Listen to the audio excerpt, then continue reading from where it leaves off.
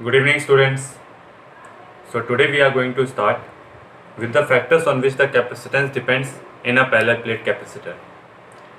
Basically जब हमने start किया था कैपेसिटेंस चैप्टर उसके अंदर भी मैंने अपनी फर्स्ट वीडियो में बताया था, एक फॉर्मूला लिख के किया था हम लोगों ने, C = ε0 A/D। इसको हमने डिराइव किया था। इससे हमने जाना था कि कैपेसिटेंस किस किस चीज़ के ऊपर डिपेंड करता है, बेसिकली एक पैरेलल प्लेट कैपेसिटर का। ठीक है, मैं दोबारा से वही चीज़ आप लोगों को एक बार रिपीट कर देता हूँ।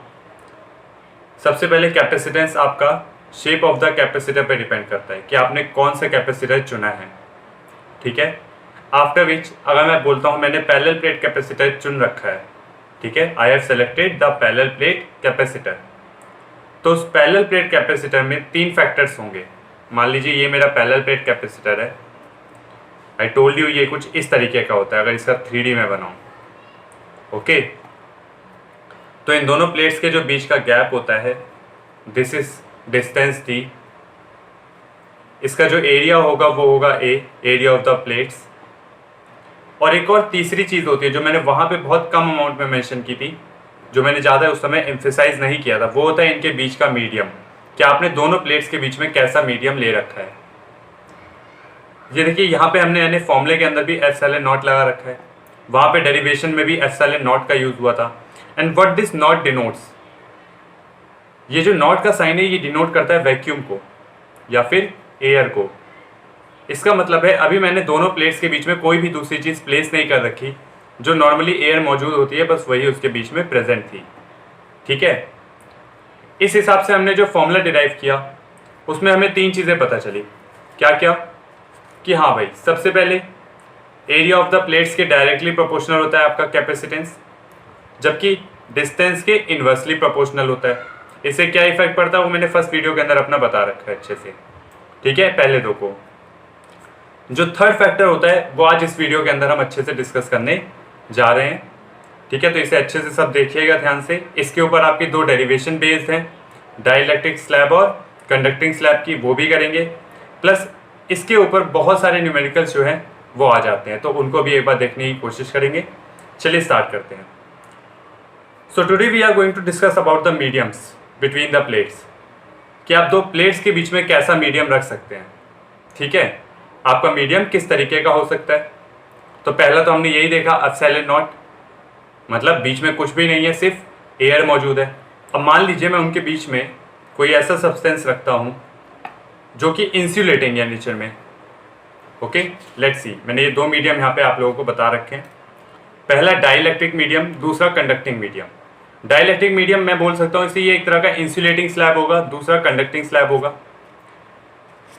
जब आप डाइइलेक्ट्रिक स्लैब रख रहे होगे तब आपका क्या होगा, तब आपका उस छोटे से रीजन के अंदर जिसमें आपने वो सब्सटेंस रखा हुआ है, ठीक है, एक और इलेक्ट्रिक फील्ड जनरेट हो जाएगी जो आपकी नेट इलेक्ट्रिक फील्ड को पोलराइज करके उसके अमाउंट को कम कर देगी, और इससे आपके ओवरऑल कैपेसिटेंस के ऊपर फर्क पड़ेगा। ठीक है, तो मैंने क्या बोला, डाइइलेक्ट्रिक मीडियम में बेसिकली क्या होता है, इलेक्ट्रिक फील्ड अपोजिट डायरेक्शन के अंदर पोलराइज हो जाती है, और ये जो पोलराइज इलेक्ट्रिक फील्ड होती है ये हमारी नेट इलेक्ट्रिक फील्ड के अमाउंट को कम कर देती है। एंड बिकॉज इलेक्ट्रिक फील्ड कम हो जाती है, इस वजह से हमारा कैपेसिटेंस इंक्रीज हो जाता है जब हम डाइइलेक्ट्रिक मीडियम को इंट्रोड्यूस करते हैं। कैसे होता है वो अभी हम और डिटेल में पढ़ेंगे, ये भी मैंने बस आपको इन शॉर्ट थोड़ा सा समझाया है, इंट्रो दिया है कि कैसे होगा। जबकि जब कंडक्टिंग मीडियम की बात कर रहे होंगे तो ये तो बहुत सिंपल है। कंडक्टिंग मीडियम मतलब आपका जितने भी एरिया में इनके बीच का डिस्टेंस दी है ना, तो इसने पूरे एरिया में आपने जितना भी विड्थ का कंडक्टिंग मीडियम रखा होगा उसके अंदर आपकी इलेक्ट्रिक फील्ड क्या हो जाएगी, 0 हो जाएगी। क्यों? बिकॉज कंडक्टर के अंदर इलेक्ट्रिक फील्ड हमेशा आपकी 0 होती है। ठीक है, we have already discussed it before. चलिए अब शुरू करते हैं, देखते हैं पहले डाइइलेक्ट्रिक मीडियम के बारे में, उसके बाद बात करेंगे कंडक्टिंग मीडियम की। Okay, let's start with the dielectric medium. चलिए समझते हैं यहाँ पे कौन सा फिनोमेना काम कर रहा होगा, क्या चीज़ें हो रही होंगी, उनको एक बार देखने की कोशिश करते हैं। मान लीजिए पहले यहाँ पे मेरी ये 2 प्लेट्स हैं, इनके बीच में इलेक्ट्रिक फील्ड सेटअप हुई होगी। जब ये वैक्यूम में थे तो वो इलेक्ट्रिक फील्ड क्या होगी, E0 होगी। बिकॉज आपका मीडियम क्या है, एप्सिलॉन नॉट। ठीक है, ये ई है, ये एप्सिलॉन का साइन है। ओके, कंफ्यूज मत हो जाना।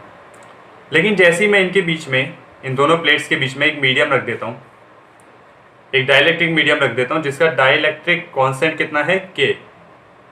ओके, उसका डाइलेक्ट्रिक कांस्टेंट के है। ये मैंने अपने फर्स्ट चैप्टर के अंदर पढ़ा रखा था अच्छे से, डाइलेक्ट्रिक कांस्टेंट, रिलेटिव परमिटिविटी, हर एक चीज़ बताई है। ठीक है, अब जैसे ही वहाँ पे एक डाइलेक्ट्रिक मीडियम इंट्रोड्यूस हुआ जिसका डाइलेक्ट्रिक कांस्टेंट के है, तो आपकी नेट इलेक्ट्रिक फील्ड जो कि ई नॉट थी, अब वो कितनी हो जाएगी, ई नॉट बाय के।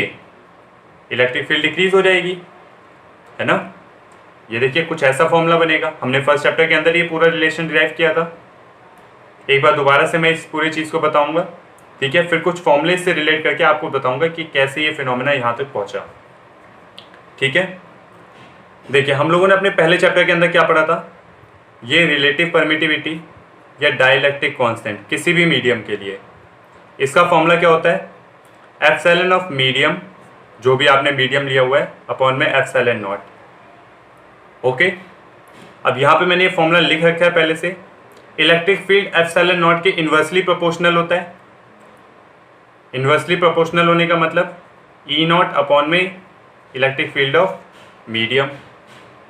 ये बात भी क्लियर हुई। आगे का रिलेशन देखिए, C equals to Q upon V होता है, और V क्या होता है, potential, E into D, V equals to E D होता है। हमने कई बार यूज़ किया इसे, जब हम लोग epsilon naught A over D का फॉर्मूला ये बना रहे थे, तब भी हमने इसे यूज़ किया था। यहाँ से C इक्वल्स टू क्या आ गया, Q अपॉन में ई डी। तो इससे एक और रिलेशन मिल गया हमें कि हमारा C जो है वो इन्वर्सली प्रोपोर्शनल है इलेक्ट्रिक फील्ड के, मतलब जैसा ये है जस्ट इसका अपोजिट होगा।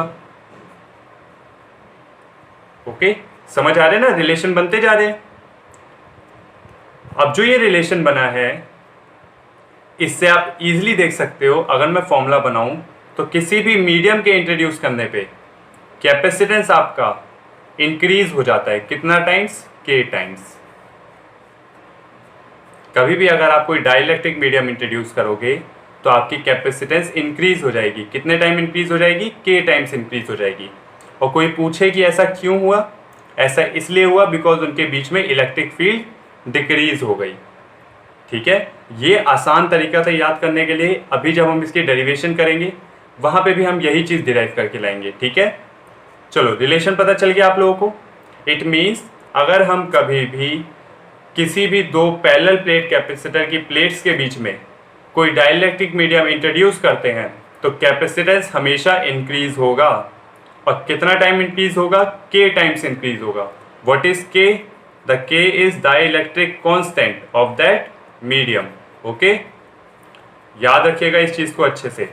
ठीक है, ये रिलेशन डिराइव कर, इसलिए मैंने लिख दिया था ये रिलेशन, ताकि आप लोग आसानी से रिलेट कर सकें। ठीक है, चलिए इसका रीजन बेसिकली मैंने यहाँ पे लिख दिया है कि ऐसा क्यों होता है, कैपेसिटेंस क्यों इंक्रीज होती है, बिकॉज उनके बीच में इलेक्ट्रिक फील्ड डिक्रीज हो जाती है। ठीक है, चलिए आगे बढ़ते हैं।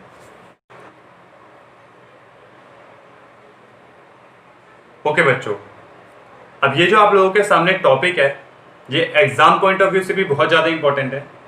साथ ही साथ अगर आप इसे अपने न्यूमेरिकल्स के लिए भी देखें तो एक बहुत इंपॉर्टेंट रोल ये प्ले करता है विद इन द न्यूमेरिकल्स। चलिए देखते हैं हमें करना क्या है। देखो, कभी भी हम डाइलेक्ट्रिक मीडियम किसी भी कैपेसिटर के अंदर अगर इंट्रोड्यूस करें पैरेलल प्लेट कैपेसिटर की प्लेट्स के बिटवीन में, तो हाँ हमें एक बात पता है। वो एक बात क्या है कि जो हमारा कैपेसिटेंस होगा वो तो इंक्रीज कर जाएगा। ठीक है, हमारा कैपेसिटेंस जो होगा वो हमेशा इंक्रीज करेगा। कितना times, K C naught times. K times आपका इंक्रीज कर चुका होगा as compare to your initial capacitance. और ये इनिशियल कैपेसिटेंस हम कम ले रहे हैं जब हमारा कोई भी मीडियम इंट्रोड्यूस नहीं किया गया था। Okay, as compare to this K times आपका कैपेसिटेंस इंक्रीज हो चुका होगा। But what about the other factors, आपके चार्ज पे क्या फर्क पड़ा होगा, पोटेंशियल डिफरेंस पे क्या फर्क पड़ा होगा, पोटेंशियल एनर्जी पे क्या फर्क पड़ा होगा, और इलेक्ट्रिक फील्ड पे क्या फर्क पड़ा होगा। ये सारे फैक्टर्स हमें एक एक करके कंपेयर करने हैं। चलिए देखना शुरू करते हैं। यहाँ पे जो सबसे इंपॉर्टेंट चीज आती है वो आती है ये वाली लाइन। आपको इसे बड़े ध्यान से देखना है। ठीक है, कि क्या वो बैटरी से डिस्कनेक्ट हुआ है या बैटरी से डिस्कनेक्ट नहीं हुआ। इससे क्या रोल होता है, चलिए देखते हैं। यहां पे वो डिस्कनेक्टेड फ्रॉम द बैटरी है। अब जब वो बैटरी से डिस्कनेक्ट हो गया है तो आपकी दो चीजें हैं जो यहां पे सारी चीजें डिसाइड करेंगी। पहला कैपेसिटेंस जो इंक्रीज करेगा डाइलेक्ट्रिक मीडियम इंट्रोड्यूस होने पे, दूसरा आपका चार्ज। भैया क्योंकि आपका बैटरी से तो डिस्कनेक्ट हो चुका है, मतलब अब आपके कैपेसिटर के अंदर ना ही इनफ्लो हो सकता है चार्ज का, ना ही आउटफ्लो, मतलब ना और चार्ज स्टोर हो सकता है, ना ही उसका चार्ज कहीं पे यूज हो रहा होगा। It means your charge will remain constant. आपका चार्ज जो होगा वो कांस्टेंट बना रहेगा। थर्ड थिंग, मैं यहाँ पे पोटेंशियल डिफरेंस को लेता हूं। अब बिकॉज मैंने यहाँ पे उसे बैटरी से डिस्कनेक्ट कर दिया, तो बैटरी से डिस्कनेक्ट करने की वजह से मेरा पोटेंशियल क्या होगा, डिक्रीज होना शुरू हो जाएगा। कितना टाइम डिक्रीज होना शुरू हो जाएगा, V0/K। ओके, तीन चीजें क्लियर हुई हमारी। पोटेंशियल हमारा डिक्रीज होना शुरू हो गया। अगर आप इसे ऐसे भी समझ सकते हो, Q = CV का फॉर्मूला होता है ना। अब अगर मैं Q को कांस्टेंट रख दूं, Q कांस्टेंट है तो C is inversely proportional to V, है ना। C = Q/V and Q is constant. Okay, तो C इज, देखिए मैं सही से करके दिखाता हूं। पहले आपने फॉर्मूला लिखा, इस फॉर्मूले के हिसाब से C = Q/V आया, और बिकॉज Q कांस्टेंट है इसका मतलब C और V आपस में इनवर्सली प्रोपोर्शनल है। और अगर C आपका इंक्रीज कर रहा है इट मीन्स V आपका डिक्रीज कर रहा होगा। रिलेशन हमेशा इसी तरीके से बनते हैं, ठीक है। हमेशा आपको जिन दो चीजों के बीच में रिलेशन बनाना है उसके अलावा बाकी सभी फैक्टर्स आपके फॉर्मूला के अंदर कांस्टेंट होने चाहिए, ठीक है। चलिए ये चीज समझ आ गई। फोर्थ टर्म के ऊपर जाते हैं। फोर्थ टर्म हम लेते हैं इलेक्ट्रिक फील्ड को। इलेक्ट्रिक फील्ड का फॉर्मूला क्या होता है, E = V/D, ये फॉर्मूला होता है। एंड बिकॉज आपका इलेक्ट्रिक पोटेंशियल डिक्रीज किया है 1/K टाइम्स, तो आपका इलेक्ट्रिक फील्ड भी कितना डिक्रीज होगा, E = E0/K। आपका इलेक्ट्रिक फील्ड भी डिक्रीज हुआ। Now the most important thing is electrostatic potential energy. इसके लिए क्या करें, पोटेंशियल एनर्जी का फॉर्मूला कौन सा वाला यूज करें, 1/2 CV²। आप ये वाला फॉर्मूला भी यूज करते हैं, और अगर आपका मन हो तो आप 1/2 Q² का फॉर्मूला भी यूज कर सकते हैं। आपको दोनों में ही अपना रिलेशन मिल जाएगा। देखिए इसमें करके दिखाता हूँ। अगर मैं 1/2 CV² लेता तो मेरा C जो था वो तो KC0 टाइम्स बढ़ा था, लेकिन जो मेरा V था वो डिक्रीज हुआ था। ओके, अब जरा ध्यान से देखिए, K से K कैंसिल आउट हुआ, हमारे पास ओवरऑल आया क्या, 1/K × 1/2 C0 V0 का स्क्वायर। तो आपका पोटेंशियल एनर्जी डिक्रीज हुआ कितना टाइम्स, K टाइम्स। ओके, तो आपकी पोटेंशियल एनर्जी भी डिक्रीज होती है।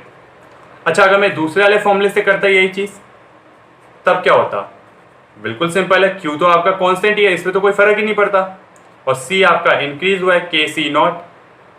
अभी भी देखिए K तो नीचे ही है, तो 1/K इंटू में 1/2 Q²/C0। दोबारा से कितने टाइम डिक्रीज हुआ, U0/K टाइम्स। तो आई होप आपको ये पांचों चीजें मिल गई होंगी। कैपेसिटेंस इंक्रीज होता है, चार्ज कांस्टेंट रहता है, पोटेंशियल डिफरेंस डिक्रीज होता है, इलेक्ट्रिक फील्ड भी डिक्रीज होता है, और पोटेंशियल एनर्जी भी डिक्रीज होता है। ये सब कब होता है, जब आपका डाइलेक्ट्रिक मीडियम इंट्रोड्यूस किया गया हो और बैटरी से डिस्कनेक्ट हो चुका हो। एग्जाम में इसके बहुत सारे क्वेश्चंस आते हैं, समटाइम्स डायरेक्टली ही पूछ लिया जाता है कि what will be the effect when a dielectric medium will be introduced in a charged capacitor and it is disconnected from the battery। चलिए नेक्स्ट वाला इसमें पढ़ते हैं। नेक्स्ट क्या डिस्कस करेंगे, when it is connected to the battery, तब इसके ऊपर, इन पांचों चीजों के ऊपर कैसा इफेक्ट आने वाला है। चलो अब देखते हैं कि जब ये कनेक्टेड रहेगा बैटरी से और आप उसमें कोई डाइलेक्ट्रिक मीडियम इंट्रोड्यूस कर दोगे तब क्या असर पड़ेगा उन पांचों फैक्टर्स पे। सबसे पहले स्टार्ट करते हैं किससे, कैपेसिटेंस से ही शुरू करते हैं, ठीक है। तो बेटा कैपेसिटेंस तो सेम आपका इंक्रीज ही करने वाला है, ठीक है। दोनों ही केसेस में कैपेसिटेंस इंक्रीज करता है। क्यों इंक्रीज करता है, आप खुद देख सकते हो। यहाँ पे जो ये फॉर्मूला था C equals to epsilon naught A over D था, ठीक है। एंड जैसे ही मैं कोई मीडियम इंट्रोड्यूस करूंगा फॉर एनी मीडियम, ये एप्सिलॉन M हो जाएगा, epsilon M A open D, और एप्सिलॉन M का फॉर्मूला क्या होता है, K इंटू में epsilon naught A over D, okay. तो CM equals to K epsilon naught A over D, और ये पूरा मिलके क्या बना, CM equals to K C naught, okay. समझ आ गया। देखिए ये पूरा रिलेशन आपके सामने मैंने लिख के दिखा दिया है कि आपका कैपेसिटेंस तो हमेशा जैसे ही आप डाइलेक्ट्रिक मीडियम इंट्रोड्यूस करेंगे वो आपका इंक्रीज करने वाला है, बट कुछ चीज़ें अब चेंज हो गई। अब बिकॉज वो बैटरी से कनेक्टेड है, और बैटरी से कनेक्टेड होने की वजह से उसके पोटेंशियल में किसी तरह का कोई चेंज नहीं आने वाला, आपका V जो है वो कांस्टेंट ही बना रहेगा, ठीक है। There will be no change in potential difference. पहले आपने डिस्कनेक्ट कर दिया था बैटरी से, इसलिए डिक्रीज होना शुरू हो गया था और आपका चार्ज कांस्टेंट था, ठीक है। थर्ड फैक्टर देखते हैं, थर्ड फैक्टर देखते हैं चार्ज। चार्ज पे क्या इफेक्ट पड़ेगा, दोबारा से फॉर्मूला लिखिए। सबसे पहले मैं यहाँ लिख के दिखाता हूँ, Q इक्वल्स टू CV। अब भैया V तो कांस्टेंट है, और जब V को आप कांस्टेंट कर देते हो तो according to the formula Q is directly proportional to the C, और जैसे ही ये दोनों आपस में डायरेक्टली प्रोपोर्शनल हुए तब हम आसानी से बता सकते हैं कि अगर मेरा कैपेसिटेंस K टाइम्स इंक्रीज कर रहा है तो मेरा चार्ज भी K टाइम्स इंक्रीज ही कर रहा होगा, ओके। सॉरी, यहाँ पे KQ नॉट होगा, ओके। तो मेरा चार्ज भी जो होगा वो इंक्रीज कर रहा होगा, याद रहेगा, इट विल बी इंक्रीज। ये भी इंक्रीज हुआ, चार्ज भी इंक्रीज हुआ। चौथे फैक्टर की तरफ बढ़ते हैं। चौथा फैक्टर हमें मिला इलेक्ट्रिक फील्ड। इलेक्ट्रिक फील्ड के लिए कौन सा फॉर्मूला यूज करना है, V इक्वल्स टू ED। अब इस फॉर्मूले से भी एक चीज क्लियर हो गई कि भाई जब हमारे पोटेंशियल में किसी तरह का कोई फर्क नहीं आया, डिस्टेंस में किसी तरह का कोई डिफरेंस नहीं आया, तो क्या हमारी इलेक्ट्रिक फील्ड में कोई चेंज आने वाला है, नहीं आने वाला, बिकॉज ये दोनों ही फैक्टर सेम है। इट मीन्स इलेक्ट्रिक फील्ड भी अब आपकी कैसी रहने वाली है, कांस्टेंट रहने वाली है, इसमें भी किसी तरह का कोई चेंज नहीं होगा। लास्ट फैक्टर देखते हैं। लास्ट फैक्टर आता है हमारा इलेक्ट्रोस्टैटिक पोटेंशियल एनर्जी। फॉर्मूला लगाइए, U equals to 1/2 CV square. अब आप देख सकते हैं ये तो कांस्टेंट ही है, और अगर आपका कैपेसिटेंस इंक्रीज कर रहा है इसका मतलब आपका पोटेंशियल एनर्जी भी इंक्रीज कर दी होगी, कितनी टाइम्स, K टाइम्स। तो U equals to K of U naught, ठीक है, दिस विल इंक्रीज। वहां पे डिक्रीज हो रही थी पोटेंशियल एनर्जी, यहाँ पे इंक्रीज हो रही है। जब आपने कनेक्ट कर रखा है बैटरी से तो आपकी पोटेंशियल एनर्जी इंक्रीज होती चली जा रही है। याद रखिएगा ये पांचों चीजें, इनमें से कुछ भी आपके पेपर में पूछा जा सकता है, 1 और 2 मार्क्स के कंसेप्चुअल क्वेश्चंस के अंदर भी पूछा जा सकता है, तब आप ये रिलेशन करके बताएंगे, या हो सकता है आपका न्यूमेरिकल में इसका यूज किया जाए, ठीक है। चलिए अब जरा इस डेरिवेशन को करते हैं दोबारा से। कौन सी डेरिवेशन को, हमने ये जो निकाला था ये पैरेलल प्लेट कैपेसिटर के लिए निकाला था इन द वैक्यूम। अब हम डाइलेक्ट्रिक मीडियम के लिए ऐसा ही एक फॉर्मूला कैलकुलेट करके निकालेंगे। चलिए उसकी तरफ बढ़ते हैं। Now first of all write down the name of the derivation. Here we are going to calculate the capacitance of the parallel plate capacitor within a dielectric slab, ठीक है। यहाँ पे जो लाइनिंग्स लिखनी है मैं वो आप लोगों को बोलता जाऊंगा, डिक्टेट करता जाऊंगा, आप पहले उन्हें लिख लीजिएगा, ठीक है। डायग्राम समझाने के साथ साथ मैं उनके कन्वेंशंस देता जाऊंगा कि कौन सी चीज़ किस चीज़ को डिनोट कर रही है। चलिए सबसे पहले आप एक पैरेलल प्लेट कैपेसिटर बनाएंगे। लाइन लिखिएगा, consider a parallel plate capacitor with area A किसको डिनोट कर रहा है, एरिया ऑफ द प्लेट्स, ठीक है। आप भी ऐसे ही लिख लीजिएगा, distance D, okay, and epsilon not. Epsilon not किसको डिनोट करेगा, पहले मीडियम को, ठीक है, वैक्यूम को। इससे जो आपका कैपेसिटेंस निकला वो क्या निकलेगा, epsilon naught A over D। ये वो था जो हमने पहले डिराइव किया था। अब हमने कुछ चीज़ें चेंज कर दी। इतना लिखने के बाद यहाँ पे आपको पता चल चुका ये डिस्टेंस d है, ठीक है, ये इसका area of the plates a है। नाउ लिखिए, now we introduce a dielectric slab. अब हमने एक डाइलेक्ट्रिक स्लैब इंट्रोड्यूस किया, ठीक है। Now we introduce a dielectric slab between the plates of thickness t। t क्या है? इसकी थिकनेस, जो भी हमने स्लैब इंट्रोड्यूस कर रखा है, ठीक है। मान लीजिए ये मेरा स्लैब की थिकनेस है, मतलब देखिए हो सकता है हम पूरे के अंदर ही ले लें, हमारा t के बराबर भी हो सकता है ना, कि जितना डिस्टेंस है उतना ही बड़ा स्लैब रख दें, या हो सकता है उससे थोड़ा सा छोटा हो, इसलिए ये थिकनेस वाला फैक्टर इंट्रोड्यूस किया गया है, ठीक है। चलिए, तो t क्या है? थिकनेस है, मतलब इसकी लेंथ है आपकी डाइलेक्ट्रिक स्लैब की, okay. And having dielectric constant k। k क्या है? इसका डाइलेक्ट्रिक कांस्टेंट। चलो बच्चों, अब डेरिवेशन शुरू करें इसके आगे। हमने सारे फैक्टर्स जान लिए, अब एक एक करके देखते हैं फॉर्मूला कैसे निकालना होता है। देखो, c का फॉर्मूला कैसे निकालते हैं? q/v से, ओके, यही फॉर्मूला लगाया जाता है। कुछ चीजें बदली हैं, कुछ चीजें नहीं बदली। देखते हैं क्या क्या बदला है, क्या क्या नहीं बदला। q अब भी वही रहेगा, सिग्मा इंटू a। सिग्मा क्या है? जो charge density over the plate, लिख सकते हो यहाँ पे भी सिग्मा क्या है? Charge density on the plates. And a क्या है? आपका एरिया ऑफ द प्लेट्स, ठीक है। ये चीज नहीं बदली, इसको अभी भी ऐसे का ऐसे ही रहने देते हैं। सेकेंड थिंग आती है v। v क्या है आपका? आपका v है, v का फॉर्मूला क्या होता है? e into D. लेकिन ये चीज अब बदल चुकी है। ये चीज क्यों बदल चुकी है? अब ओवरऑल प्लेट के अंदर एप्सिलॉन नॉट या ई नॉट इलेक्ट्रिक फील्ड नहीं है, ठीक है। मैं दो कंडीशन देता हूं। जब आपने स्लैब इंट्रोड्यूस नहीं किया था तो ओवरऑल जो ये डिस्टेंस d है, इस पूरे के अंदर ई नॉट इलेक्ट्रिक फील्ड थी, ठीक है। लेकिन जैसे ही आपने ये थिकनेस वाला स्लैब इंट्रोड्यूस कर दिया, t थिकनेस वाला, तो इसके अंदर तो इलेक्ट्रिक फील्ड डिक्रीज हो गई होगी ना। कितनी हो गई होगी? ई नॉट बाय के। बस तो यही चीज याद रखिएगा। अब ओवरऑल इलेक्ट्रिक फील्ड जरा मैं आप लोगों को सही से लिख के दिखाता हूं। सबसे पहले फॉर्मूला क्या होता है? v equal to ed। Sorry, मैं इसको काट रहा हूं सही से एक बार। This is formula, general formula. अब v का देखिए, ई नॉट इलेक्ट्रिक फील्ड अभी भी होगी, कितने पोर्शन में होगी? अभी वो होगी d माइनस टी पोर्शन में, है ना। इस पोर्शन में होगी ना ई नॉट इलेक्ट्रिक फील्ड अब भी। तो ये कितना पोर्शन है? d माइनस टी, प्लस इस पोर्शन के अंदर कितनी इलेक्ट्रिक फील्ड है? ई नॉट बाय के। और इसकी थिकनेस कितनी है? मतलब इसका जो डिस्टेंस है कितना है? t डिस्टेंस इनटू में t। ओके, समझ आ गया? v equal to E D का जनरल फॉर्मूला होता है, ठीक है। तो ई नॉट इलेक्ट्रिक फील्ड कितने में है? d माइनस टी में, ठीक है। इस पूरे को हटाने के बाद जो बचा हुआ गैप है। और ई नॉट बाय के इलेक्ट्रिक फील्ड कितने में है? t डिस्टेंस में, ओके। अब जब आपको v मिल गया, v मिल चुका है, q मिल चुका है, तो बस आपको सब्स्टिट्यूट करना है जैसे आपने पहले किया था। c equal to sigma a upon में ई नॉट।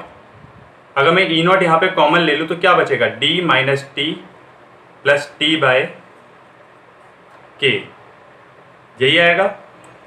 e का फॉर्मूला हमें अभी भी पता है, for two parallel plates e equal to sigma upon epsilon not.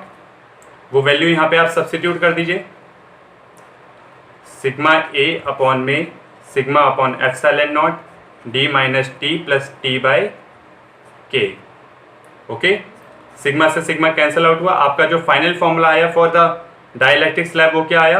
Epsilon naught a over d minus T plus T by K. ये आपका formula बन गया। जब कोई स्लैब इंट्रोड्यूस नहीं किया गया था तब ये फॉर्मूला था, लेकिन स्लैब इंट्रोड्यूस करते ही आपका फॉर्मूला ये बन चुका है, ठीक है। अब यहाँ पे ये t क्या है? थिकनेस।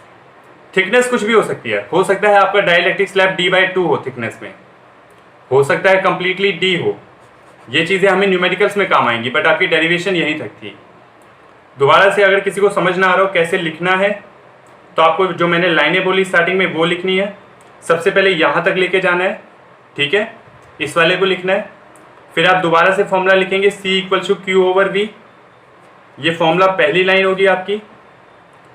उसके बाद ये second line, this will be your third line. Okay, now substitute second and third in the first. After that ये वाली आपकी फोर्थ लाइन होगी. कैंसल आउट होने के बाद ये वाली आपकी फिफ्थ लाइन होगी और सिक्स लाइन में आपका फाइनल एक्सप्रेशन लिख दिया गया होगा. ये आपको लिखने की जरूरत नहीं है, आपकी डेरिवेशन यहीं पे ओवर हो गई. समझ आ गया सभी लोगों को डेरिवेशन कैसे करनी है? वे ऑफ एक्सप्रेशन समझ में आ गया? बच्चों एक्सप्रेशन मैं इसलिए बताता हूँ बिकॉज समटाइम्स आपने पेपर में किस तरीके से डेरिवेशन रिप्रेजेंट किया उसका भी बहुत बड़ा रोल होता है. ठीक है, चलिए अपनी नेक्स्ट डेरिवेशन करते हैं. Same derivation for the conducting slab. Conducting slab में होगा क्या, मैं पहले ही बता दूं थोड़ा सा. यहां तो थोड़ी इलेक्ट्रिक फील्ड अंदर थी E0/K, वो कंडक्टिंग स्लैब है तो उसके लिए तो ये ओवरऑल इलेक्ट्रिक फील्ड कितनी हो जाएगी, 0 हो जाएगी. चलिए देखते हैं. Now let us start the numericals with a easy one. ठीक है, ये थोड़ा आसान सा न्यूमेरिकल है, पहले इसे खत्म करते हैं उसके बाद हम अपने आगे न्यूमेरिकल्स के सेशन की तरफ बढ़ते हैं. Okay, let's start our numerical session. ये न्यूमेरिकल थोड़ा आसान सा है. देखते हैं इसके अंदर क्या क्या टर्म्स हम लोगों को यूज़ करने हैं. बोला गया है आपके पास एक मटेरियल है जिसका डाइलेक्ट्रिक कांस्टेंट K है. ठीक है, आपको उसका कैपेसिटेंस फाइंड करना है. ठीक है, थिकनेस आपको गिवन है D/2. अब जैसे ही आपको डाइलेक्ट्रिक कांस्टेंट दे दिया गया, इसका मतलब यहाँ पे डाइलेक्ट्रिक मीडियम की बात हो रही है, कंडक्टिंग स्लैब की बात नहीं हो रही. इससे एक चीज़ क्लियर हो जाती है कि आपको कौन सा वाला फॉर्मूला यूज़ करना है. आपको फॉर्मूला ये वाला यूज़ करना है, ε0A d-t plus T/K.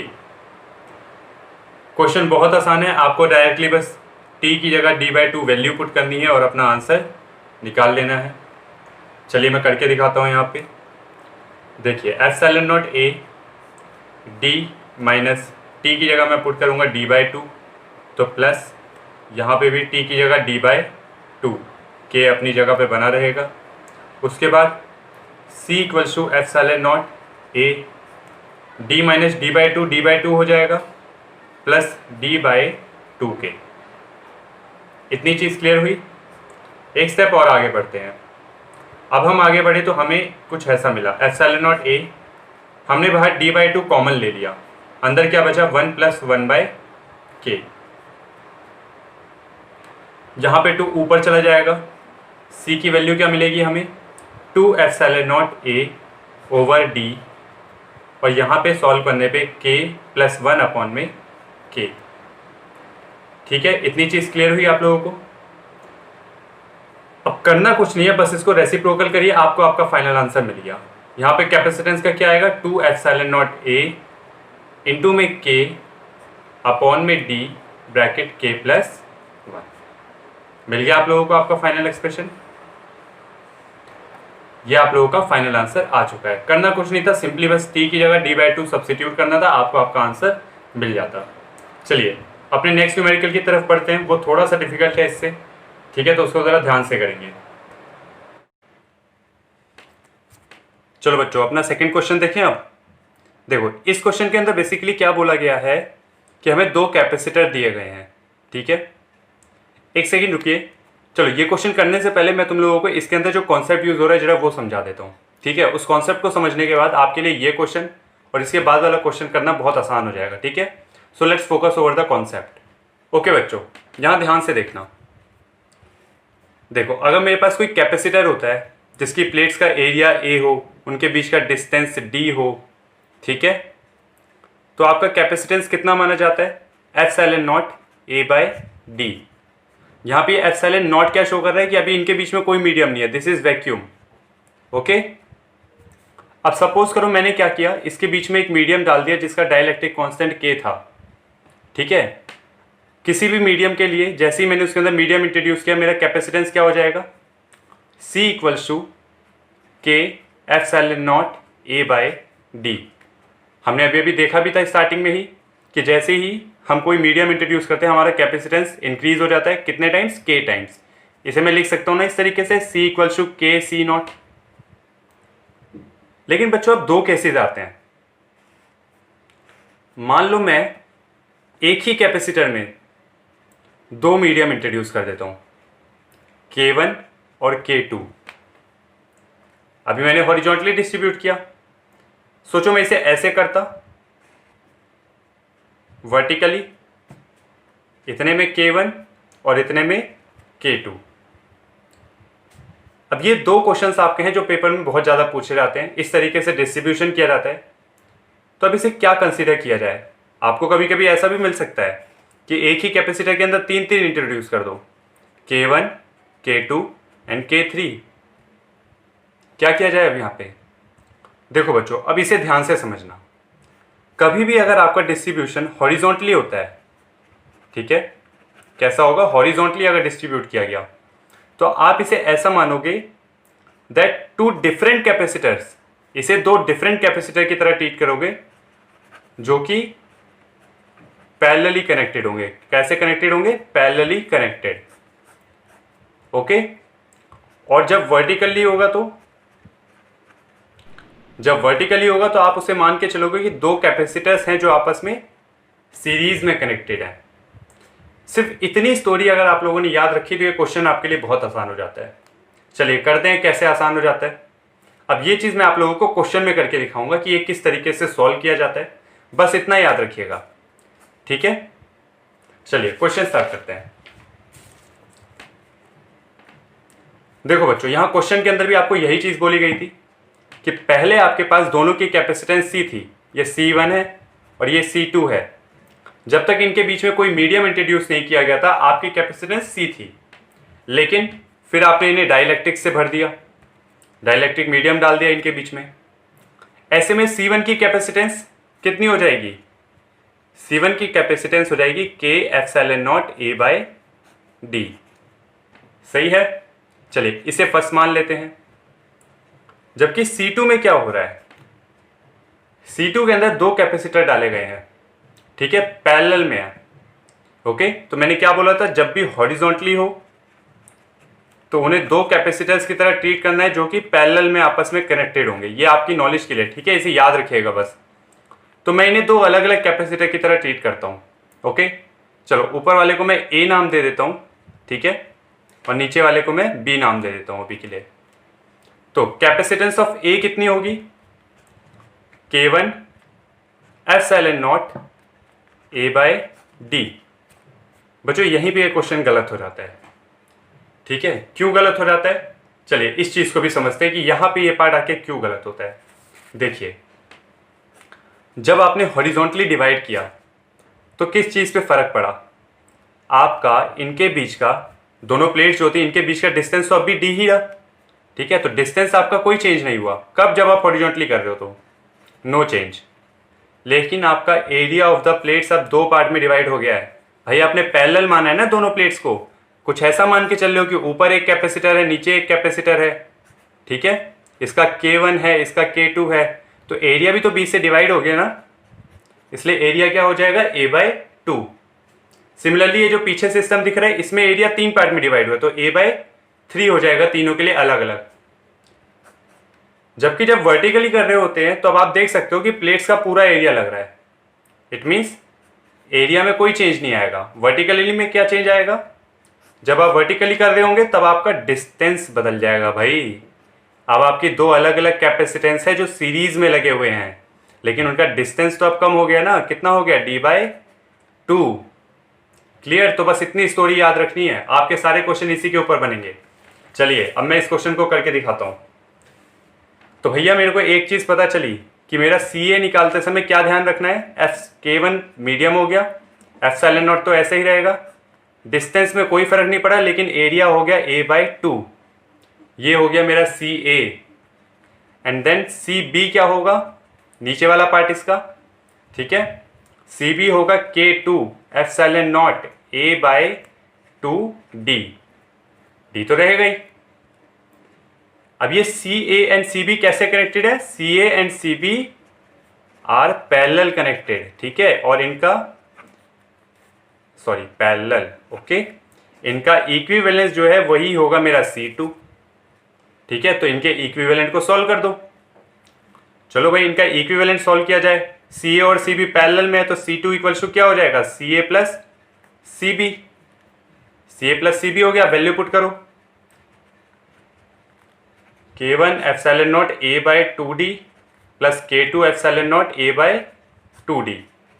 Okay, यहाँ पे आपने क्या क्या कॉमन निकाल लिया, आप कॉमन निकालोगे epsilon naught A by 2D, अंदर आपका ब्रैकेट में बचेगा K1 प्लस K2। ये आपका सेकंड हो गया, ये आपका स्टार्टिंग में फर्स्ट था। इसे मैं फर्स्ट और सेकंड क्यों बोल रहा हूं, ये आपका निकल गया C2 का और ये आपका निकल गया C1 का।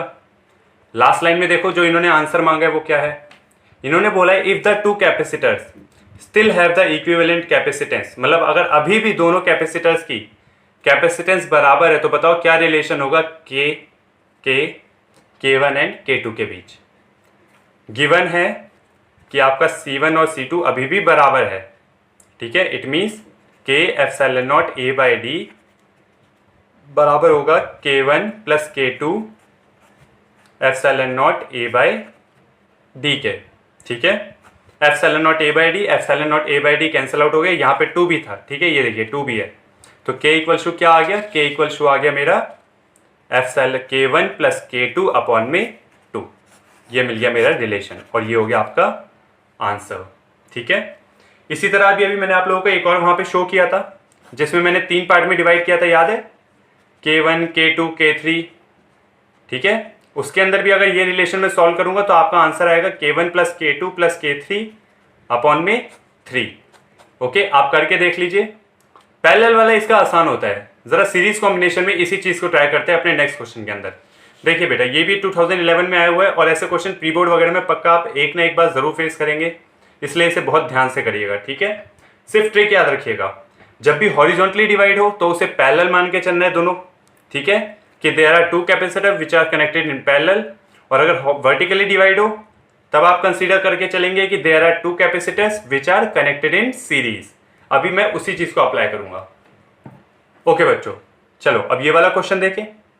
सेम यहां पे भी बोला गया है, बस यहां पे आपको कोई रिलेशन नहीं बताना, सिर्फ C2 की कैपेसिटेंस फाइंड कर देनी है, मतलब एक स्टेप पहले ही आपको आपका आंसर मिल जाएगा। इसे कैसे सॉल्व करेंगे, मैंने आपको पहले ही बोला था, कंसीडर करो कि ये 2 कैपेसिटर्स हैं जो कि सीरीज में कनेक्टेड है, तो इसके हाफ पार्ट को CA मान लो और बचे हुए हाफ पार्ट को CB मान लो। मैं एक एक चीज करके चलो लाइन से लिखता हूं, ये आपको रफ में लिखना होगा बेटा। देखिए सबसे पहले वर्टिकली डिवाइडेड है, ठीक है। सबसे पहली चीज, ये मैं वो चीजें लिख रहा हूं जो आप लोग ध्यान दोगे क्वेश्चन करते समय। आपका वर्टिकली डिवाइड किया गया है, ठीक है। वर्टिकली डिवाइड करने का मतलब एरिया में नो चेंज, एरिया में किसी तरह का चेंज नहीं होने वाला, लेकिन D की वैल्यू जो डिस्टेंस बिटवीन द प्लेट्स है वो D बाई 2 पुट करेंगे हम, ठीक है। जो CA और CB है ये आपस में सीरीज में कनेक्ट करके हम कंसीडर करेंगे कि they are connected in series, और इन्हीं का जो इक्विवेलेंट कैपेसिटेंस निकलेगा वही हो जाएगा मेरा C2 का कैपेसिटेंस। इतनी बात समझ में आई। चलिए अब सॉल्व करना शुरू करते हैं। CA की वैल्यू क्या होगी, K1 epsilon naught A bye D2, और ये 2 ऊपर आ जाएगा, D बाई 2 होगा ना नीचे। देखिए ऐसे होता कुछ, यही 2 मैं ऊपर भेज देता तो मेरा कुछ इस तरीके का आ जाता, epsilon naught A by D by 2, ठीक है। सिमिलरली अगर मैं CB लिखता अपना तो वो क्या आता, 2K2 epsilon naught A by D। दोनों चीजें फाइंड आउट हो गई। अब करना क्या है, ये कनेक्टेड है सीरीज में, और सीरीज कैसे सॉल्व किया जाता है, सीरीज का इक्विवेलेंट 1/C2, इनका equivalent capacitance is equal to 1/CA plus 1/CB। Value put करो और अपना आंसर निकाल लो। 1/CA की वैल्यू क्या होगी, 2K1 epsilon naught A by D plus 2K2 epsilon naught A by D, ठीक है। यहां पे K2 है, यहां पे K1 है, कॉमन क्या क्या निकलेगा, 1/C2 इक्वल्स टू, देखिए D कॉमन निकल गया, 2 कॉमन निकल गया, उसके अलावा आपका एप्सिलॉन नॉट कॉमन निकल गया, A कॉमन निकल गया, बचा क्या 1/K1 प्लस 1/K2, ठीक है। इस चीज को आप सॉल्व करेंगे, आएगा आपका D अपॉन में 2 एप्सिलॉन नॉट A, अंदर एलसीएम लेने पे आपको मिलेगा K1 प्लस K2 अपॉन में K1 K2, और ये पूरी वैल्यू किसकी है, 1/C2 की, तो इसको अपोजिट कर देंगे तो C2 की वैल्यू निकल जाएगी। तो ये है आपका C2 का final expression, the C2 equals to यही बोला गया है आपको फाइंड करने को। C2 equals to epsilon naught A upon में D 2 epsilon naught A by D K1 K2 upon में K1 प्लस K2। समझ आ गया? ये आप लोगों का हो गया फाइनल एक्सप्रेशन। तो बच्चों बस क्या चीज़ें ध्यान रखनी थी जो मैंने स्टार्टिंग में बताई, उसके बाद सारी मैथमेटिकल कैलकुलेशन है। जब वर्टिकल हो तो आप सीरीज की तरह कंसीडर करिए, और जब हॉरिजॉन्टल हो तो आप पैरेलल वे में उसे कंसीडर करके चलेंगे। ठीक है, इसके अंदर सिर्फ कैपेसिटेंस फाइंड करनी थी, कोई रिलेशन फाइंड नहीं करना था। ठीक है, चलिए अपने लास्ट क्वेश्चन की तरफ बढ़ते हैं। ओके बच्चों, ये हमारा लास्ट क्वेश्चन है, जरा इसे बहुत ध्यान से देखना। ठीक है, बहुत मजेदार क्वेश्चन है ये। आपको बोला गया है कि आपके पास दो पैरेलल प्लेट कैपेसिटर है एक्स और वाई, यहाँ पे डायग्राम में मैंने शो कर रखा है। ठीक है, बोला गया है कि उनका एरिया ऑफ द प्लेट भी सेम है, सेपरेशन भी सेम है, बस एक चीज बदल गई। क्या है? मीडियम। एक्स के अंदर, अपने मीडियम के अंदर एयर है, जबकि वाई के अंदर डाइलेक्ट्रिक मीडियम है 4। ठीक है, और डाइलेक्ट्रिक मीडियम डालने से फर्क क्या पड़ जाता है, याद है कुछ? अगर मैं एक्स का कैपेसिटेंस C मानता हूं, the capacitance of x is C, तो ये C किसके बराबर होगा? Epsilon naught A by D के। एप्सिलॉन नॉट क्यों यूज किया? क्योंकि एयर है। जबकि सी वाई क्या होगा? सी वाई में देखो, याद है ना, यहां पे जब मीडियम डाला जाता है, अभी epsilon naught of Y medium का डाला जाएगा, वो क्या होगा? Epsilon R into epsilon naught, मतलब 4 टाइम्स इंक्रीज कर जाएगा। याद रखना बेटा, आपका डाइलेक्ट्रिक मीडियम का जो रिलेटिव परमिटिविटी होता है, यही डाइलेक्ट्रिक कांस्टेंट होता है। ठीक है, और आपका हमेशा कभी भी आप कोई डाइलेक्ट्रिक मीडियम इंट्रोड्यूस करते हो तो आपका जो कैपेसिटेंस होता है वो उतना ही टाइम इंक्रीज कर जाता है। ओके, तो हमने एक बात समझी कि अगर मेरा एक्स का कैपेसिटेंस C माना है मैंने, तो वाई का कैपेसिटेंस मेरा क्या होगा? 4C होगा। चलो, ये पहली चीज थी जो इस क्वेश्चन के अंदर समझनी थी।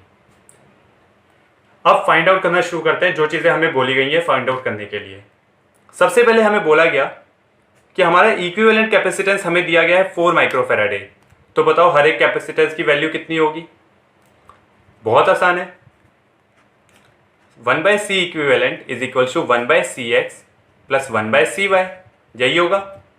बच्चों ये क्यों लिखा? क्योंकि ये सीरीज में कनेक्टेड है, और जब भी सीरीज में कनेक्टेड होता है सर्किट, देखो मैं लिख देता हूं, ये सीरीज में कनेक्टेड है, सीरीज में दोनों में से सेम चार्ज फ्लो करेगा, कैपेसिटेंस दोनों पे अलग होगा, और उसे सॉल्व करने का फॉर्मूला ये होगा। ठीक है, तो मेरे को C इक्विवेलेंट दे रखा है कितना? 4। Cx की जगह C मान लो, Cy की जगह 4C। कैलकुलेट करें इसे कैसे कैलकुलेट किया जाएगा देख लीजिए यहाँ पे एक बार। 1/4 इक्वल्स टू 1/C, तो मैं कॉमन ले सकता हूँ, 1/C कॉमन ले लिया मैंने, 1 प्लस 1/4, एलसीएम लूंगा तो मेरे पास 5/4 आएगा। ठीक है, 4 से 4 कैंसल आउट हो गया। C की वैल्यू कितनी आई? C की वैल्यू मेरी यहाँ पे आई 5 माइक्रोफैराडे। ठीक है, C की वैल्यू फाइंड आउट हो गई। इससे ये तो पता चल गया कि मेरे X की वैल्यू 5 माइक्रोफैराडे है, और मेरी Y की वैल्यू इसका 4 टाइम्स मतलब 20 माइक्रोफैराडे। चलो बच्चों, एक चीज तो फाइंड आउट हो गई। अब क्वेश्चन का सेकंड पार्ट देखते हैं। बोला गया है पोटेंशियल डिफरेंस निकालना between the plates X and Y, मतलब X प्लेट पे कितना पोटेंशियल होगा और Y प्लेट पे कितना पोटेंशियल होगा।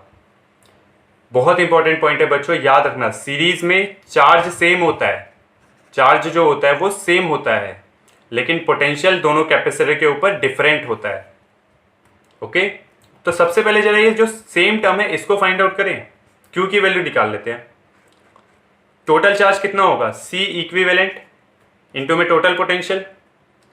इक्विवेलेंट कैपेसिटेंस उसने पहले से ही दे रखा है, हमें कुछ करना ही नहीं है, 4 इंटू में पोटेंशियल 12 वोल्ट दे रखा है, तो 12 को 4 से मल्टीप्लाई किया, 48 माइक्रोकुलम। ओके, यही 48 माइक्रोकुलम आपका यहां से भी फ्लो कर रहा है और यहां से भी फ्लो कर रहा है, तो दोनों की अलग अलग कैपेसिटेंस अब आप आराम से निकाल सकते हैं। आप Vx निकालेंगे पहले, Vx कितना निकलेगा? Q अपॉन Cx, है ना, Q अपॉन Cx। Q कितना है? 48, और Cx की वैल्यू 5 माइक्रोफैराडे है। ओके, ये 5 माइक्रोकुलम, ये 5 माइक्रोफैराडे कैंसल आउट हुआ यहाँ पे, तो आया आपका 9.6। इन द सिमिलर वे आप Vy भी फाइंड आउट कर लेंगे। Okay, in the similar way आप Vy भी फाइंड आउट कर लीजिएगा। ठीक है, अब आता है क्वेश्चन का थर्ड पार्ट कि इनके इलेक्ट्रोस्टैटिक एनर्जी का रेशियो बताइए। क्वेश्चन के थर्ड पार्ट को ज़रा आसान है ये बहुत, ठीक है, इसे एक बार सोच के देखिएगा। आपको सिर्फ एक फॉर्मूला ही तो लेना है, ऐसा फॉर्मूला लो जिसमें दोनों के ऊपर पोटेंशियल आपका सेम यूज हो रहा हो, ठीक है। मैं ये वाला फॉर्मूला लेता हूँ 1/2 Q square upon C x, क्योंकि क्यू दोनों के लिए सेम है, कैंसल आउट हो जाएगा, ठीक है। U X over U Y का रेशियो चाहिए, यहाँ पे देख लीजिए आसानी से, सबको दिख रहा होगा आई होप, ठीक है। U X over U Y का रेशियो मतलब 1/2 Q square upon C X, 1/2 Q square over C Y. अब देखो क्या क्या कैंसिल आउट हो गया, 1/2 से 1/2, क्यू स्क्वायर से क्यू स्क्वायर, ये ऊपर जाएगा तो सी वाई ओवर सी एक्स हो जाएगा। सी वाई की वैल्यू कितनी है, सी वाई की वैल्यू है आपकी 4c और सी एक्स की वैल्यू है c, c से c कैंसिल आउट हुआ तो U X over U Y की वैल्यू आपकी क्या निकल के आई, 4/1 इक्वल टू 4:1। ये हो गया आपका फाइनल आंसर। तीनों चीजें समझ आई। मैंने बोला था इस क्वेश्चन के अंदर आपके बहुत सारे कॉन्सेप्ट कवर आउट होंगे। सबसे पहले हमने ये पता किया डाइलेक्ट्रिक कांस्टेंट से कि क्वेश्चन बोलना क्या चाहता है, फिर हमने फॉर्मूला लगा के कैपेसिटेंस फाइंड आउट किया, फिर ये पता किया कि हाँ भाई सीरीज में है तो चार्ज सेम है, उसकी मदद से दोनों का अलग अलग पोटेंशियल डिफरेंस निकाला। अच्छा यहाँ पे भी याद रखना Vx और Vy निकालने के बाद आप एक और चीज करेंगे Vx माइनस Vy, क्योंकि आपको डिफरेंस बताना है दोनों के बीच का, ठीक है। एट द एंड आप दोनों के लिए उसका पोटेंशियल एनर्जी का फॉर्मूला लगाएंगे। आप ये वाला फॉर्मूला भी लगा सकते हैं, दूसरा वाला भी लगा सकते हैं, दूसरे वाले में भी आपका आंसर आएगा, ठीक है। उससे आप इसका रेशियो निकाल लेंगे। आपका ओवरऑल ये खत्म होता है, आपका कैपेसिटेंस चैप्टर फिनिश होता है। In the next video we will start current electricity.